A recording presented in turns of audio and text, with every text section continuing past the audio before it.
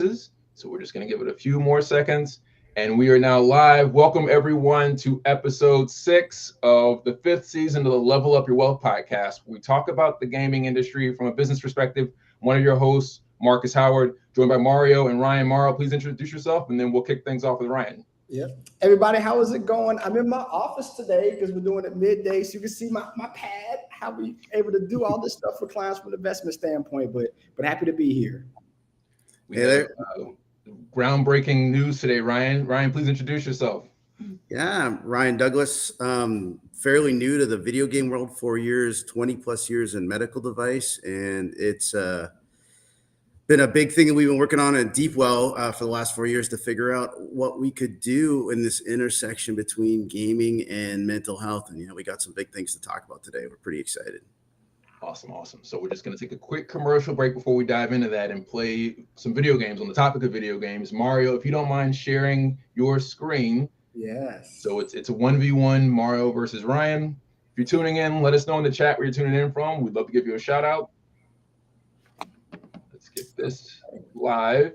So Ryan, again, it's just first to 5 points. It's very easy. All righty. Ooh, I haven't tied the first one. Okay.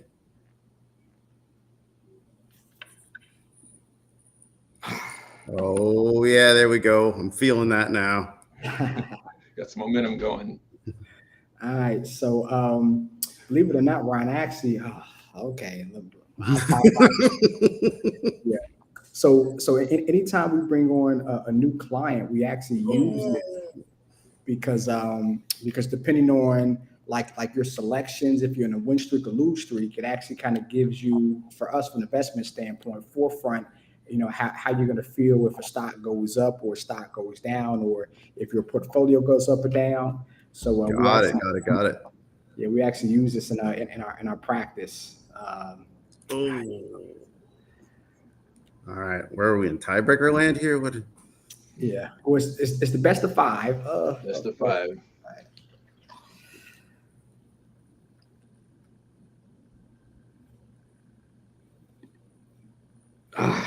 Oh, there it is. That point, here we go. Do we have an underdog story, or do we end the match here? Triple match point, like in tennis, I guess. Oh, and I lost. Whoa! I lost. The match is over. Yeah. So just the game we play. I got to tell you, Mario, I've been having a good week, so I'm just saying. Okay, on a roll. Yeah. It's like football. Like when the team has momentum, you got to call a timeout. That's what I'm saying. You probably needed a time there, but yeah. So speaking of the momentum you built up this week, we can start off with the announcement if you like, and then let's take a few steps back, some origin story. But let's just start off on a high note. Yeah. So the high note is, folks that follow along with Deepwell know that where we're living is this intersection between media and mental health, and that we've taken this position that over the last 10 years, as this world of digital therapeutics has been built, it's had a lot to do with technology, folks. It's had a lot to do with my world, medicine. Maybe not enough to do with the folks that really know how to wield media in a way to bring emotional response. So a digital therapeutic is this idea that you would treat people with digital content, right? This turns media into medicine, and it gets cleared by the FDA, but it's had a rocky road. And so we've been working on this idea that you've got to bring the best, the masters of media into this, the people that really know how to push a heavy emotional response, get people heavily engaged. And we'll talk about why, but that is not an easy thing to do when you talk about a regulated environment. Just if you think about even the reputation of gaming and then medicine and what it meant to get people to understand this. So this is a long way of saying that we got an FDA clearance that we're announcing today. And, it is, the team at Deepwell, this is a gritty, amazing team that has been volunteering and driving this along. Some of the best you will see in neuroscience, in neuromedicine, paired up with some amazing folks from the gaming industry, all of which did this for very much less than they should have done it for as far as compensation is concerned to move this along. And, some people thought we were going to be a gaming company. Some people thought we were, potentially a some sort of level of producer, or we're going to be a publisher, and all that's maybe somewhat true. But what we are mostly is a facilitator. So we didn't clear a game with the FDA. That's happened before. And we didn't clear exactly a digital therapeutic with them. We cleared a translational engine that allows us to connect media to the digital therapeutic world in the way that it becomes part of the reimbursement stream, part of the inducement for therapy and care, and starts legitimizing the parts of media that are super, super good for us. And we've done a lot of work on helping people understand that the super, super good for us media is a lot of the stuff we see in commercial games. It's a lot of action play. It can be, believe it or not, a first-person shooter. It can absolutely be a platformer, and it's typically built by the masters. So that's kind of our get-go. We are here to bridge that world, and we're super excited that we get the opportunity to do it. Congratulations. So I have to ask, because when you think about FDA approval, like it just seems like it's so long, right? So like how long was the process? How many meetings did you have? How many trials did you have to do? Like kind of walk us through the process, because that's not an easy feat to accomplish. No, it really isn't. And the team's been amazing. So we've been at this for about 3.5 years, but there was kind of an interesting environment for a period of time because of the COVID emergency order, especially around mental health. The FDA said, look, we're going to let some folks who have the evidence, the back end that they are therapeutic, to put some of these wellness applications out there as more with more medical claims around them. So there was this period of time that was really, Mario, very different than I've ever been in regulatory before. This is the 28th thing that I've brought into this world as a medical device. And so the first one that has this sort of ubiquitous ability to do more. So we were at it for 3.5 years. We submitted just back in November with the agency, who, and they gave us a clearance. It's really important to be approvals are for things that kind of class 3s, they go in your body. Clearances are for things that are sort of this extrinsic kind of stimulation, like the work we're doing at the moment. So it's very, very difficult to get. Achilles got it on their video game early on. Pear got it on early as a digital therapeutic, and they spent, in Achilles' case, about 8 years, and I think, as the rumors go, $30 million kind of doing this. And that was part of what we were wanting to be really careful about is indie game developers, even AAA and all that. Even though this reimbursement stream is going to be significant, we're going to get to talk about a whole new economy for gaming, which is amazing. It still starts small and slow. And so, if you put too much dollars in early on, push too hard, you end up with this place where you can't make good sense out of this. And it's really important to remember, we did this for affordability and accessibility of care.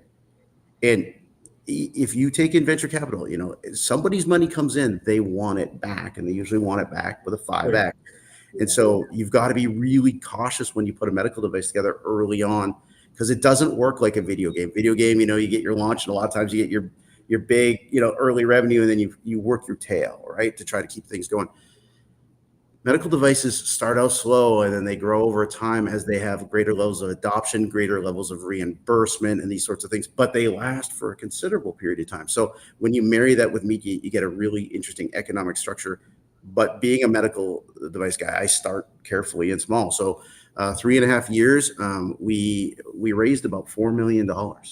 So, and we did a lot of work to show the agency that the research that had already been done around the biofeedback mechanism we were using, and generally we've been showing the population around what's going on with gaming, meant we didn't want to do a whole bunch of studies over again that had already been completed. We wanted to say, look, this stuff is happening. We're substantially equivalent to it. Agency, please help us, and therefore the industry, start to get a foothold where it doesn't take $30 million to get one of these things to market, because it's not going to solve the problem we're after, which is big accessibility, affordability of care. So yeah, we got cleared. We got cleared for over-the-counter use, which is a big deal. That means, and we got cleared to be able to be used on a lot of forms of hardware, which is amazing for us, right? So that if we talk about what the agency gets uncomfortable, or where really even software as a medical device showed up on the horizon for agencies, it was in places like pacemakers, and they wanted a really dedicated piece of hardware, which makes sense, and they didn't want it to change. Makes sense. They wanted a really dedicated piece of firmware and software, and they wanted the verification and validation of those two things coming together to lock down and really not change. And I think we would all agree to that. They wanted a lot of cybersecurity, because we don't want anybody hacking into our heart. And all those things were important, but different. And they were somewhat in the way of what it is that makes media powerful, right? We're powerful because we're ubiquitous and we're available. If we want to be, accessible and affordable, we're available all over the place. And if we want to catch you when you're mentally and physically you have stress, we want to catch you in a place that you're already comfortable. We want to reduce that friction and find you, on your phone, or find you on your game system, or, find you in your Oculus.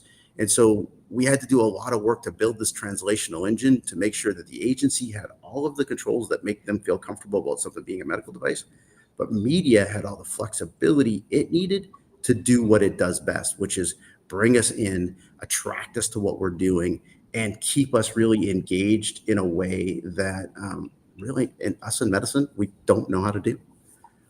Yeah, and we have a couple comments. So Jeffrey said it's hard to convince people that sometimes you need structure to enable a healthy environment or system, which is very, very true. So talking about from a structure standpoint, as you structure raising the money, kind of what was the conversations like? Were you pretty confident that you would get the FDA? No. No. I mean, this was a really big ask, and it was at the tail end of 10 years of digital therapeutics. So digital therapeutics hit the hype curve like everybody else, right? And you got people SPACing and hundreds of millions being raised and billions being done. And then you got the trough of despair, which is, we saw some of these things that we don't want to name names, but there was a lot of stuff from us in the medical device world. People like me who had commercialized a lot of devices, really confused. Right. Mm-hmm. We saw this idea, first of all, that if you took something that was inherently had a hard time getting patients to do it, and you stuck it on a phone or something, all of a sudden it was supposed to be more attractive. Mm-hmm. Or you could gamify it, which was weird because someone like me who played games for a long time, I was looking for a game, not gamification necessarily, not the secondary game mechanics, badging, scoring, social. Where's that compelling play loop? I didn't see that. And then you saw this idea that it was supposed to just become better because it was, in a virtual environment. But the truth is, and we know this of almost any game, and game developers will tell you this, if you develop a game outside of the electronic system, which is often the case, when you put it first into the game environment, it gets friction and you have to find the fun and work your way through. So it's kind of the opposite. So we had this problem where, the original kind of concepts of gamification were an issue.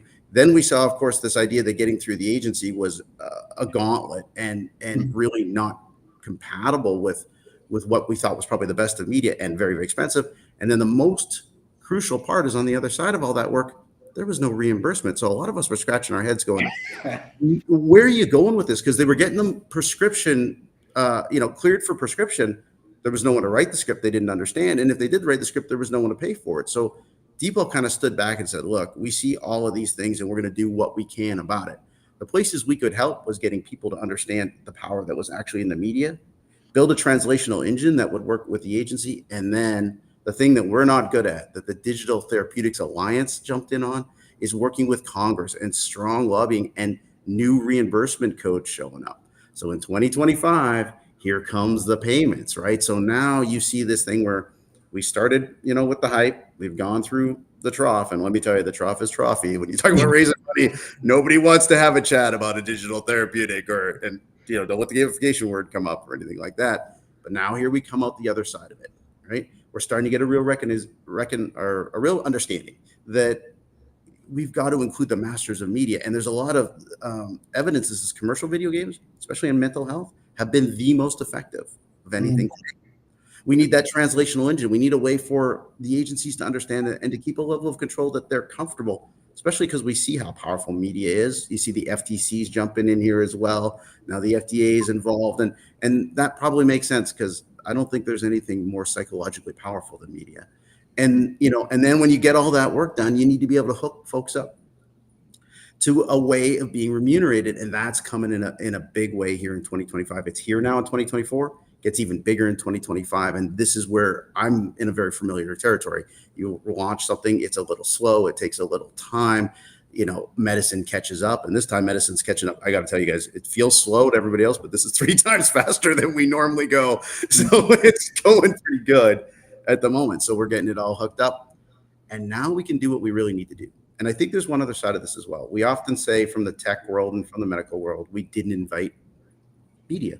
Also, media wasn't that interested in being invited. When we talk about this, I mean, gaming was, doing its own meteoric rise up to 280 billion in annual sales, right, globally, and landing at 3.5 billion people, right, being involved. I don't think the best of media were paying attention. They'd heard a lot of, they'd heard about gamification, they'd heard about edutainment, they'd been pulled left and right, and that games were going to do all these things. But then when they saw it actually in motion, all of their knowledge of what made a good game, they're like, I don't get how this works. And if I do get how it works, why am I going to stop my viable day job and go do this thing that's essentially volunteer work, right?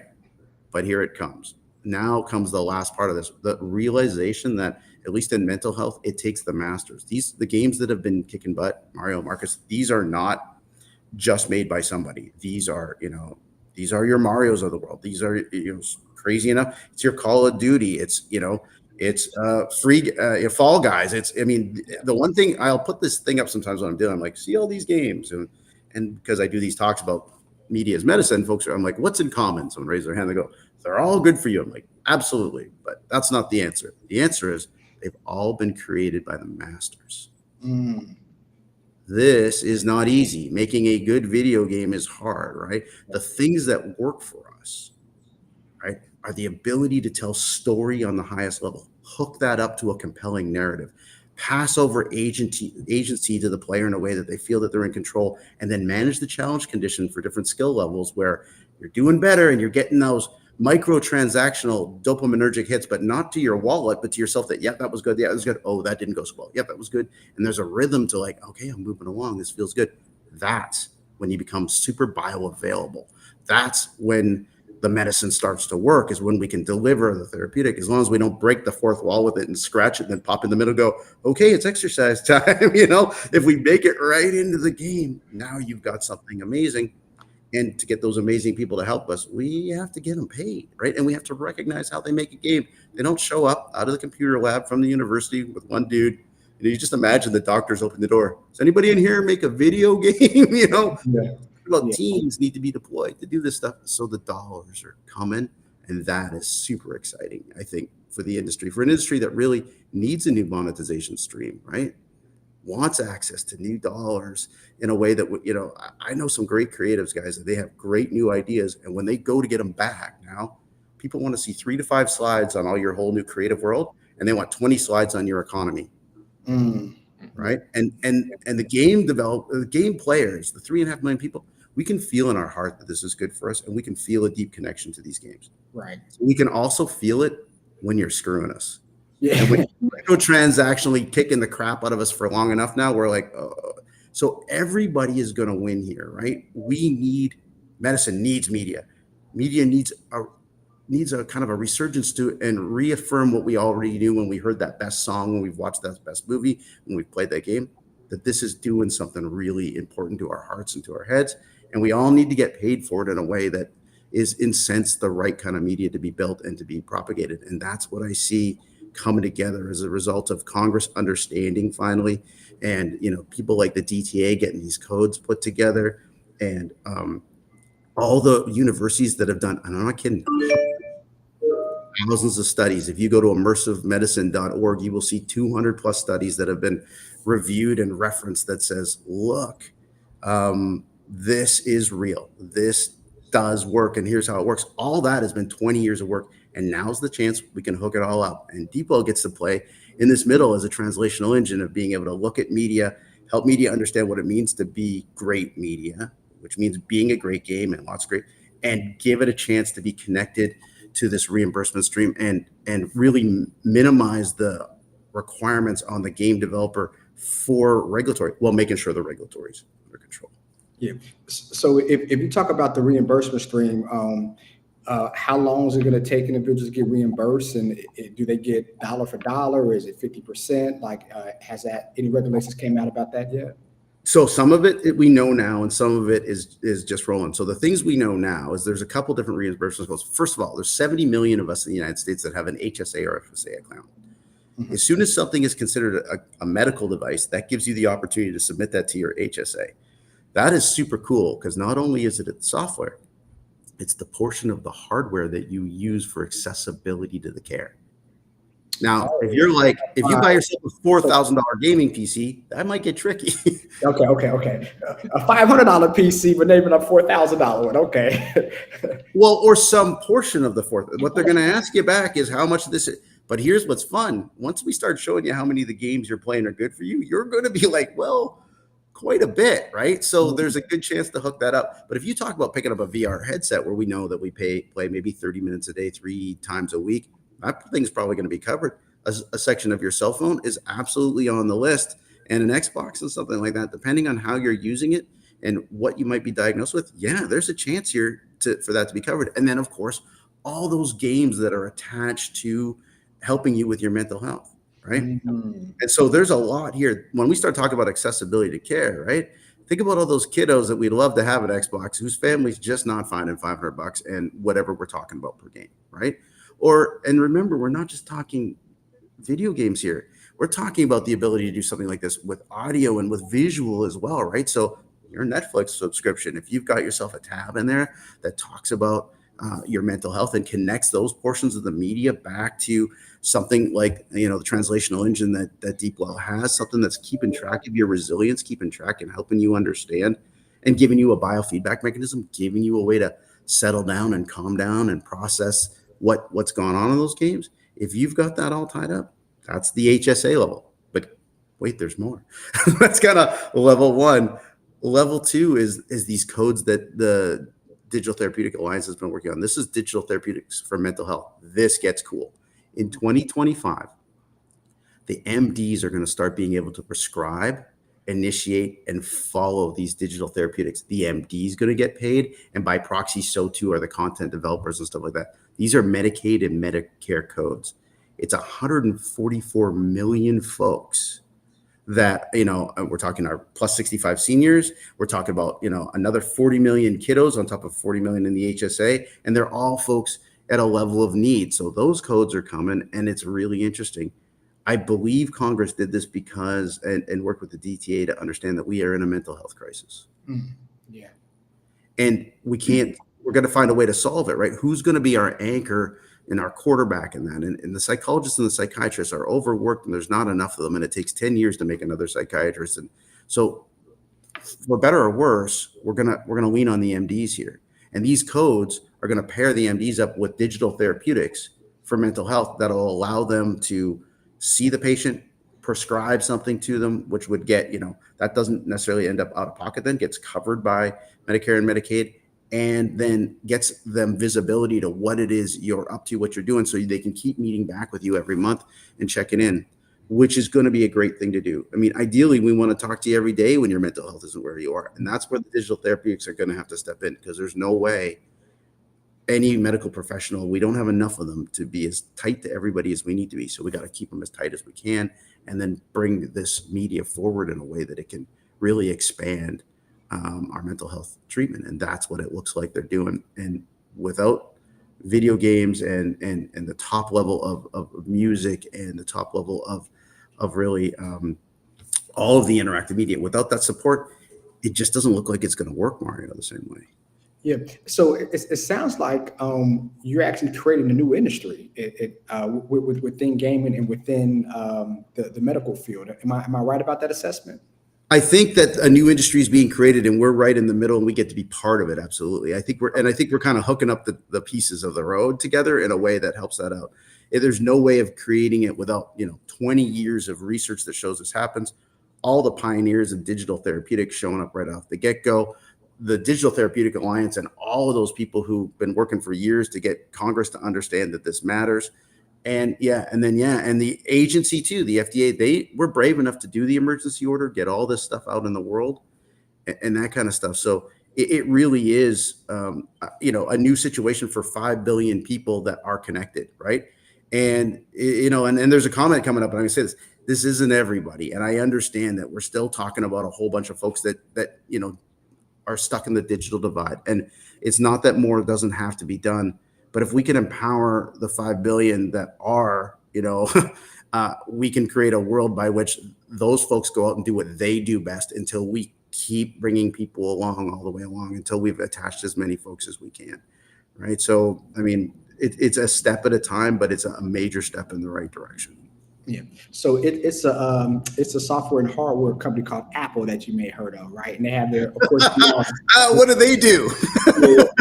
So of course they have their VR set. So again, from a reimbursement standpoint, if a person uses it and it helps their their mental health, that could be something that could, from an HSA standpoint, actually be given back or reimbursed. That's right. That'd be awesome. That's right. That's right. You got that started. That's 70 million folks in the United States, and that's 40 million kiddos in that group. Then the next group is Medicare, Medicaid. That's 144 million folks, another 40 million kiddos in there. And then finally, we're getting our way to the place that we talk about the rest of the care, the commercial market, right? And so folks like United Healthcare and Aetna, they pay attention to this stuff. And what they need to see, sadly, they don't need to see that this is the best care, unfortunately. They need to see this is the best care that's affordable. And so they're going to want to watch for and see that this is as accessible and affordable as possible. If it is, it won't be about going to them. And I've been here before with therapies we put in the market. It's not about going to them and going, hey, I think you should take a look at this. It's about going to them and saying, let's study together. And you'll see insurance companies then start to do the kind of cool stuff that they've done with smoking cessation or with being overweight. If you've got United Healthcare, for instance, like I do, and they think you smoke, which I don't, they will poke at you and go, hey, we got a program for you. Do you want to sign up? And I'm telling you, we're headed to this place by 2028 or so, where the docs are going to be pushing media all the way through, and the healthcare providers. That adds another 175 million payees or patients and these payers to the marketplace. That is the vast majority of the United States of America. Now I'm going to tell you that in parallel, South Korea, Japan, Europe are all doing this work. Germany is just leading the push through here at the moment. So this is a global thing that's happening. So Mario, yep, there's a new market that's created. Yeah, Deepwell definitely gets to be part of it and is a facilitator in it, is excited about it. We didn't make it on our own, but we're really happy to be here right now and to be able to have this translational engine that's going to bring what I think is the most therapeutic opportunities we have. Deeply engaging gameplay, right? And it's going to peel out the parts of the gameplay. So I think we've been really clear about this, but I want this to be super clear. This is not just games that are good for you, right? This is the gameplay that you love, but there's some things that can't be there. And I don't think it's going to surprise you. Free and unmoderated chat is not going to roll, right? And the FTC is not going to allow that as well. The social media rules are coming in its entirety. And by the way, this clearance of ours includes social media. We can play in all the realms of media, but not in free and unmoderated chat where vulnerable populations, are put in tough situations. The monetization schedules are going to have to be reviewed. And if you're using a lot of loot boxes and you're doing a lot of free to play and you're doing it in a way that you know who you are, you build a Skinner box, you get someone highly dopaminergic, you put social pressure on them, and then you sell them, the Anvil of Destiny for $49.95. And then you nerf the thing 3 weeks later. That's not going to fly. And so that's not going to be, but it won't be necessary because you have reimbursement coming from a whole other stream. And finally, energy dynamics, right? Which is tied to monetization. First taught to me by Todd Coleman, who did Wizard 101, and they really did a lot of ethical work for, a free-to-play game that had in-app purchasing for kids that were like 6 to 10. They lived that market for a period of time. The energy dynamics we don't like to see are the ones that call you back into the game when you weren't necessarily going to go in there to preserve the work and time and friends that you've already, collected and or otherwise utilized or put together in some way. We want people to be making free choice to go back into those games and that the game can go on without you, but it shouldn't be penalizing if you're not there. Yeah. So.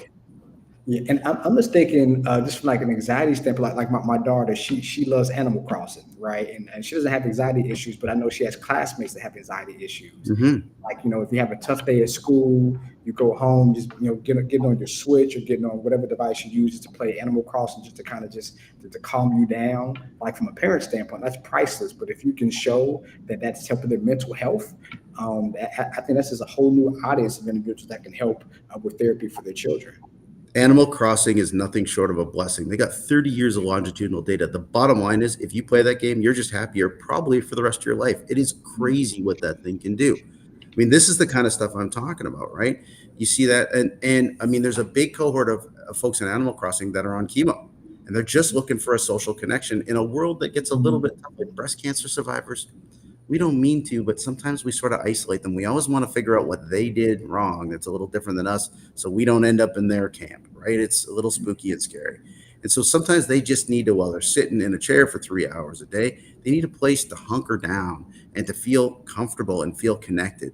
They also need a place to feel seen when they're there or when they disappear, right? And there's these groups that can celebrate that in a way that, and can be with them in a way, or can support that in a way that makes sense. And Animal Crossing is one of those places that just does that work all day long, and it's even showing that the various pieces of hardware you play on, the Switch turns out to be the best system for you. And the reason is it's not only amazing games. Think about that environment. I gave my kid a Switch. I'm not worried about what's going on the Switch. I don't think he's getting, somehow trolled or even worse in that environment because it's been managed, right? Yeah. And the only reason I think most of this cracked open, I mean, sure, there's a group of gamers that are hardcore and they have rough ideals. But for the most part, when we talk about the 3.5 billion people playing, they don't want to live in that environment. And the only reason the free and unmoderated chat and this stuff was going on is because they were all trying to tie it back to some sort of culture that pushed the monetization. So new ways of getting paid changes that. And I know we're a $280 billion industry and 10 times the rest of the entertainment industry. But sadly, mental health, depending on how you measure it, is 3 to 6 trillion a year.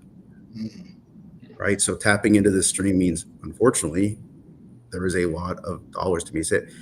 And we're going to do a really good thing because it's costing the world 30 trillion a year by 2030.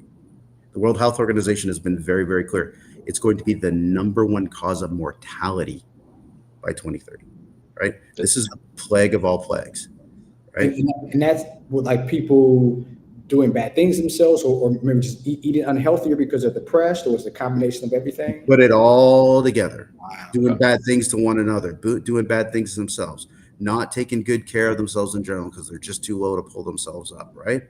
I mean, that 30 trillion too is like, it's not just in care cost, it's in lost opportunity for those people to be out and producing and productive parts of society, something that's already a big problem for us post-COVID, right? We're kind of having to shake it off, wake back up, recognize that we can't all just hunker in our homes all the time. We're going to do the greatest things. We need to be together. To be together, we need to be wanting to be near each other, which means kind of dusting off some skills that, on how it is that when I walk into my office, I'm happier to be there than when I was at home. Yeah.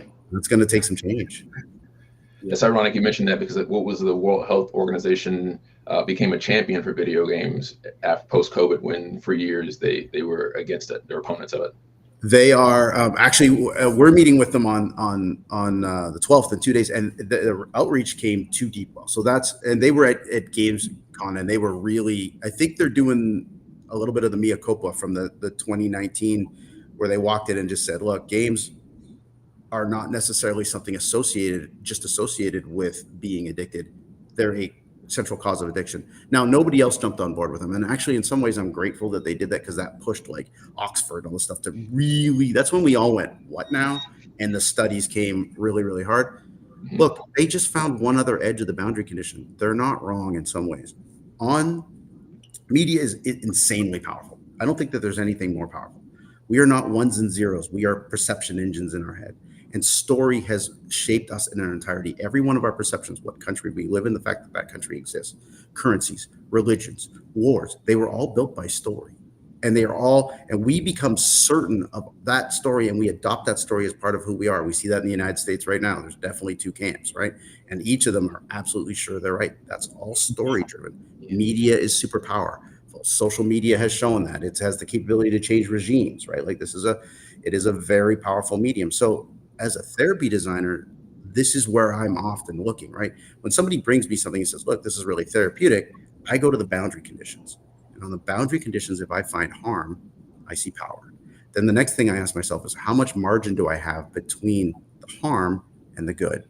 And when you find buffer and understanding, you have therapeutic potential, right? Fentanyl will kill you and is also very, very necessary in moments in your life. But the margin for error is so tiny that it's not very therapeutically capable, and certainly not something we want on our streets. I did this with light therapy years ago when we were figuring that one out.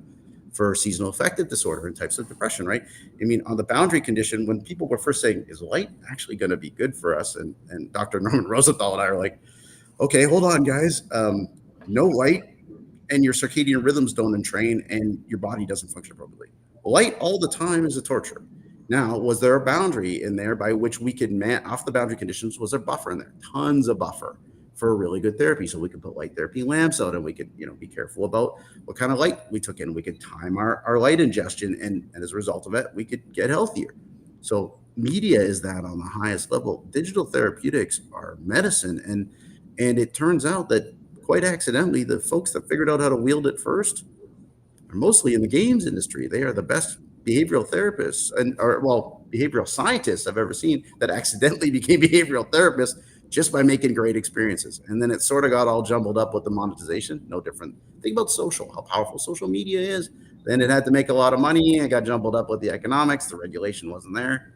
And this is what's happened. But when we tie this all together, we're going to talk about a reach that is unheard of in our world. In medicine, I mean, some of my home run devices were implanted 100,000 times. That's a big deal to get in 100,000 people.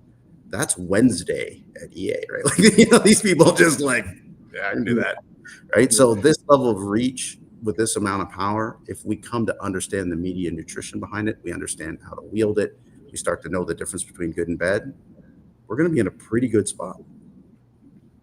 Do you think we're going to have more people kind of leveraging existing games? You used Animal Crossing as a perfect example versus I'm going to describe it very generally as therapeutic games. And then the follow-up question to that is, you think we'll see more innovation in this space from kind of indie studios versus AAA? Because AAA has a lot of that baggage you mentioned, right? Where we have to remove the loot boxes and the toxic communities in order for you to have access to this capital. That's the beautiful thing. And that's what the government knows. When you bring the money, everybody shows up, right? There's a good reason now for the first time for all of us to talk about it. There's a couple good reasons. We're all, we're on this planet together and things aren't going great. And media has the ability to make a big difference. And I think that these big companies, many of them were founded by, and they're still full of creatives who want to share an experience and make a difference. And so I think you're going to see that pull everybody in. I think you'll see the indies move first because the indies can move first. But I can tell you, Deepwell's already having conversations with, there's, as big as you can think of in the gaming industry are having conversations with us. And they're definitely also trying to figure out the reality. Marcus, the other thing is the FTC showed up in no small way, right? Monetization is not going to stay the same regardless. In the end, you're going to be a regulated game. You're either going to be FTC regulated, trying to do the old fashioned stuff, or you're going to be some part of FDA regulated, which still has some FTC connections, based on the claims you make and stuff like that. It's here because it's powerful and because it's had enough impact on society, has the ability to do good and has done some pretty tough things. The regulation is coming. So I think you're going to see everybody get involved. Indies, though, I mean, here's what I love. I love when somebody builds a game from an experience they've had and they go very personally right out to everybody else and share that experience. And indie game developers are so well suited to do that. There's so many of us that have fought with mental health that, and this is not about making empathy games. I want to be really, really clear, right? This is about making things that make you feel better, right? That give you the things that in simulation that the world has yet to provide, right? That ability to take control over an environment, the ability to do something scary, but not in a way that it tilts your entire reality if you aren't successful. And then this ability to accomplish things. We don't have a lot of that in our world. I mean, think about it. Like here I'm in the lodge here at Rocky Mountain.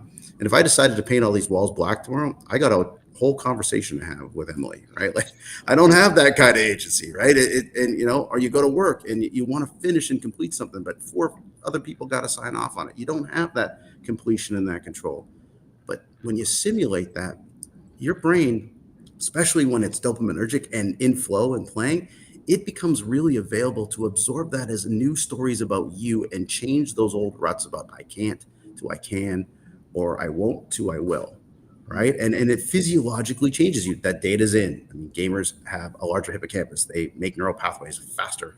And now the learning sciences folks are catching up with this. We don't have the exact data, but they're guessing that when you're in flow and dopaminergic, you might learn as much as 40 times faster and you learn more subconsciously. You start to adopt faster on a behavioral level. This is what we think is happening now, right?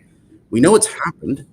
right? And so if you can start to apply that to the things that are about you, the human, physiologically, mentally, you get to be a better form of you, and you're doing it through the stuff that you were built to do it from. We're story-based engines. We're tribes, and we run on a narrative. And then we want to be able to freely move through that narrative with agency and accomplishment and really have this accelerated opportunity to change our perceptions of ourselves and the world around us. That's how we're wired. And our world is kind of like mired us down in the muck where that's really, really hard. And then you've got all this media that like lets it happen really, really quick. And so I think there's a lot going on here. Yeah.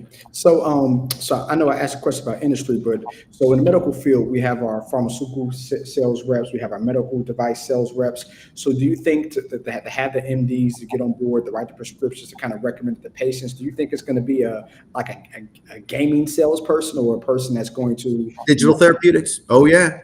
And first of all, don't think that this isn't going to be part of device and pharma as well. Not only can digital therapeutics stand alone as amazing therapeutic devices, they can enhance pharma and they enhance device. So you're going to see immersive medicine, which is what we're talking about here, is not just digital therapeutics. It is how media gets into the treatment stream in a way that it changes the entirety of how we deliver these therapeutics. This is the next pharma. Media is the next pharma, and pharma already knows that. They've been waiting to see what gets it right, what gets it wrong. They've been investing in it, playing off the side of it, but they know, right? And I mean, when you get somebody to a place that they're really bioavailable for therapy through media, super cool things happen. There's studies out there that start showing you can reduce your dosage on drugs that maybe have side effects, right? We can get you to do something. We can prehab you for a surgery so you actually do better in the surgery because you were playing and otherwise ready for it. And we can rehab you in a way where you are much more likely to be successful coming out of that surgery, all of which ties back to medical device and therapeutics. And then there's all the home-based healthcare stuff. That's been my big run in medical device for years. Most of those medical devices, or a lot of them, if they weren't robotic surgical based devices and things like that and implantables, they were things for your home to get the care into the place where it was more affordable, where you were more comfortable. And we're definitely going to need to convince people to do that stuff. And we got to be compelling about that because we're not really wired to longitudinally take care of ourselves. Right. I mean, I've seen a lot of my devices get through all the clearances, all the clinicals, get out into people's hands.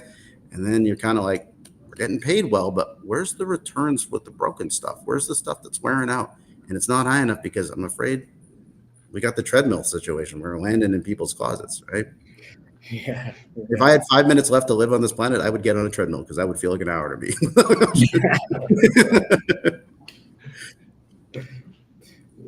I wanted to take a moment out of respect for your colleague, if you could just share a bit about her contributions to everything that Depot has done. I think you said her name was Miss Teresa.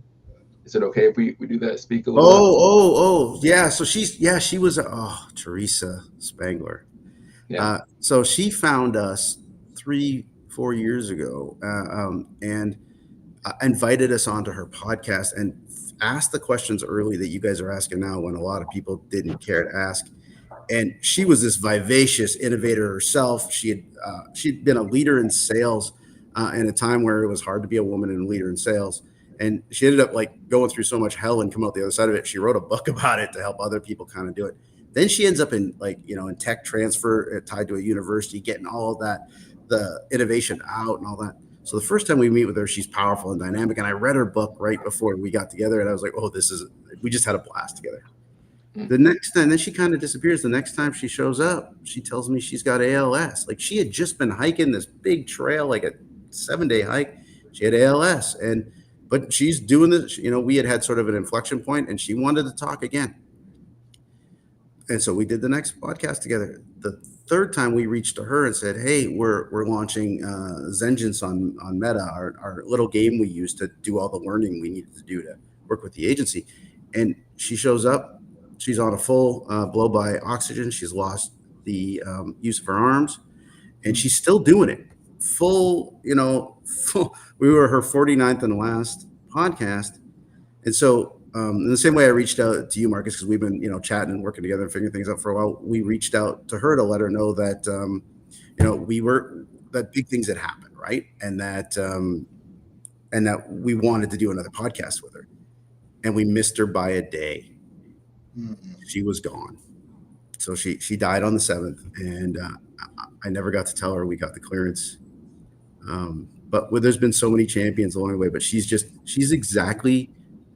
what we need to demonstrate right now, right? She just did, and she does. Purpose mattered to her, and helping people mattered, and she just jumped in its entirety, and was such a supporter for us. So, yeah, we did lose her.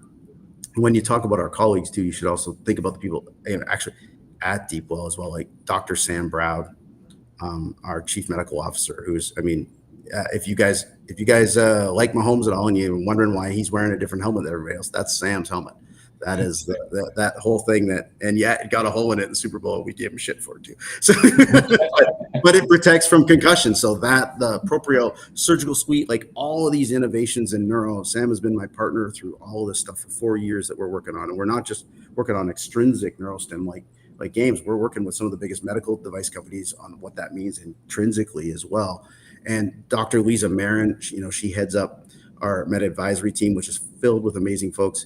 Jeffrey Sang, our CEO and chief product officer. If you guys are familiar with the Iron Man games, like he's a director from the Marvel universe, Star Wars games, right? All the way back to the CrowdStar days and Facebook early on games, and then 50 mobile titles. And what is awesome about Jeffrey is he can extend himself as a designer. He's a pro, he's a top pro, and he can find new worlds and new intersections, which is why we wanted him. So he was really pivotal in working on and design, home, and Covet Fashion. Those are all his, right? So that's a $2 billion franchise now that's rolling up to EA, and continues to bring all these women together. And the back end of it, you could say on the front end of it, it's we dress up houses and we dress up people with the finest digital approximations of the best stuff in the world. But it also was designed in a way to have women raise each other up because they vote on one another's stuff. And it was this very positive reinforcement environment. And it also said, it answered at a time to, well, women don't really game. They just some of them will play games. And he's like, no. And then it was like, oh, no, women game, but we'll just kind of skin out this game for them. And like, no, this is a cohort of individuals who have interests and needs and desires. And when you pair that up with a great digital experience, they do it. So, those folks and a host of other people, like if you look from the gaming community who showed up early on, and you look from the medical community who's been supporting us, and you realize we raised $4 million, what you're going to know right away is everybody's been volunteering their time to make this happen. You're standing on the shoulders of giants. Yeah, with a big ladder, way very lucky to be where we're standing at the moment on with some amazing folks who I think they all felt it, too, and they were looking to be re-legitimized as well as the experience creators they are, and for the intent that they build these things. That's awesome. That's amazing. So where do you see the industry in 3 to 5 years, and where do you see your company in 3 to 5 years? Well, I see the industry really waking up to the power that it wields, which comes with both opportunity and responsibility.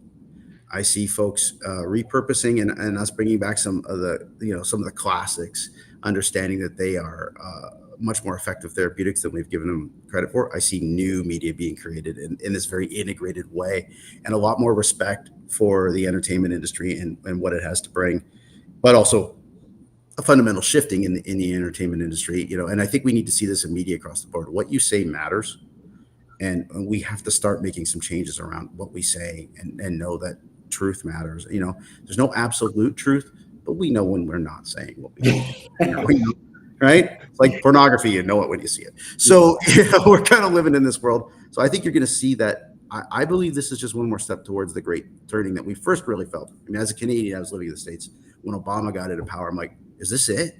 Is this that turning? Is this that place where we all kind of say, we can be different, where the greatest presidential scandal is the wearing of a brown suit. Can we have this world? And obviously there was a backlash to that. Now there's, but we're coming around, and I think we are making our way through. So I think media is going to be central to all that, making us feel the way we are desperately needing to feel, and connect in the ways we desperately need to connect to take on the loneliness epidemic and all this mental health stress. And I hope Deepwell's right there in the middle. We did not build this to own a thing. We built this to empower a thing. We're going to help people. So immersivemedicine.org has all of the studies I used and we all use together to land where we are. LinkedIn, and Marcus knows this, I've done 600 plus posts, probably annoyed a few people. And so, I've asked people to connect with me when I didn't know who they were, which you're not supposed to do, but I'm like, hey, you really need to look at this, and so you go back through all that and it is literally a breadcrumb trail of how we landed. So do it with Deepwell or do it on your own or contact us and find some hybrid opportunity to do it. I mean, this is not about funneling all this through Deepwell. It's just about getting immersive medicine to the place that we need it to be for this huge reach that we need. I mean, we got to get out of where we're at. Yeah. I think you would agree with this, Ryan. I've said once or twice that the entertainment is kind of just scratching the surface of the value that video games bring to society. Mm-hmm. And so I'm thrilled to see this happen because not only is it hopefully going to employ some of the 30,000 colleagues who've been laid off, unfortunately, in the last 2 years. That's right. That is a big thing that's coming, right? There's a whole new way to get paid, right? And that's super important I know a lot of people are hurting right now and those that are hanging on, I talked to a guy, and sorry to cut you off, Marcus, but Go ahead. He had a $10 million company with 20 developers. He tried 4 times and they failed. The 5th time he's got his game running and it's a loot box and like it's no tomorrow, but it's working. He's like, Ryan, what do I do? Grab me after Games for Change. What do I do? And I looked at him and said, I don't know, man. I don't know yet. Now I know, and that was a big part of getting the answer. It's really crappy to get up on stage and tell people they're hurting folks and then not give them an alternative, right?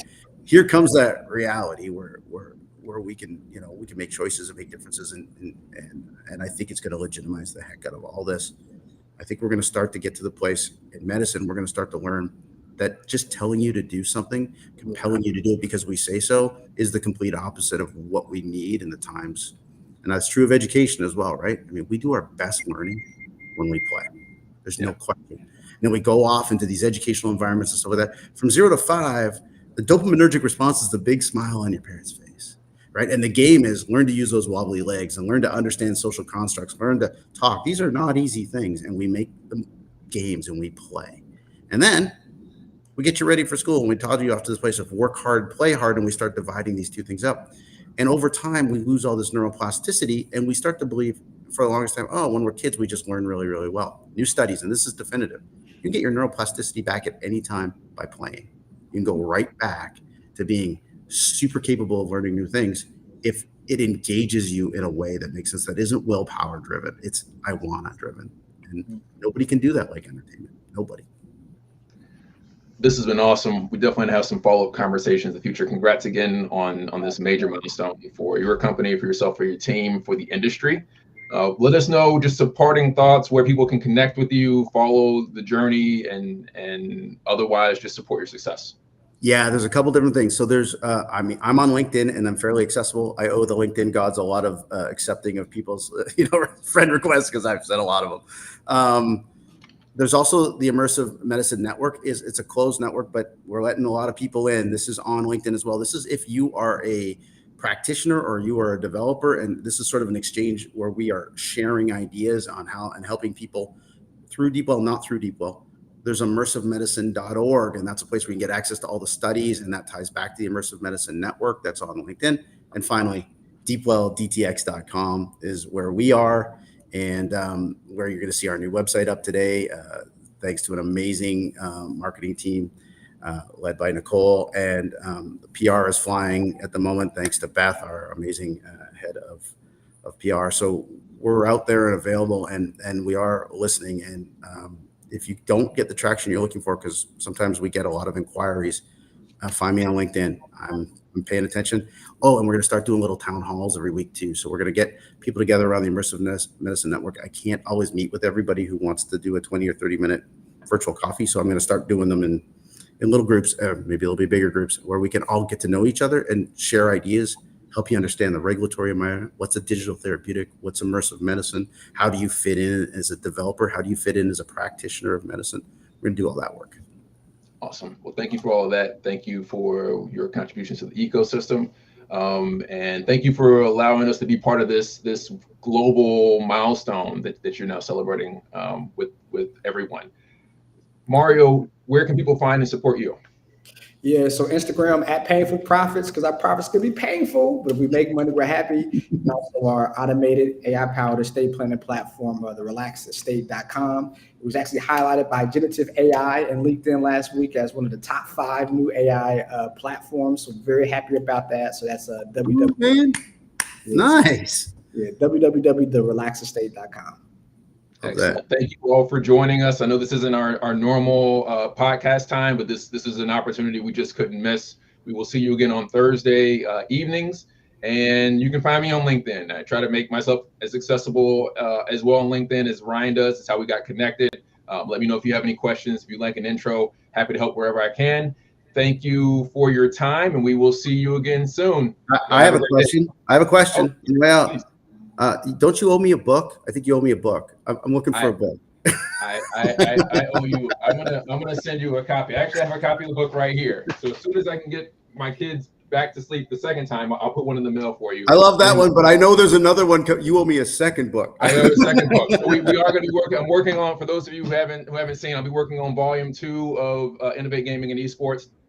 There will be an expansive chapter there on mental and physical health and wellness, and Deep Well DTX will be in there. Hopefully a thought leadership piece by Ryan as well. More to come on that soon. In the meantime, let me know if you want a digital copy. They're free. Thanks everybody for your time. We'll see you again soon. Peace.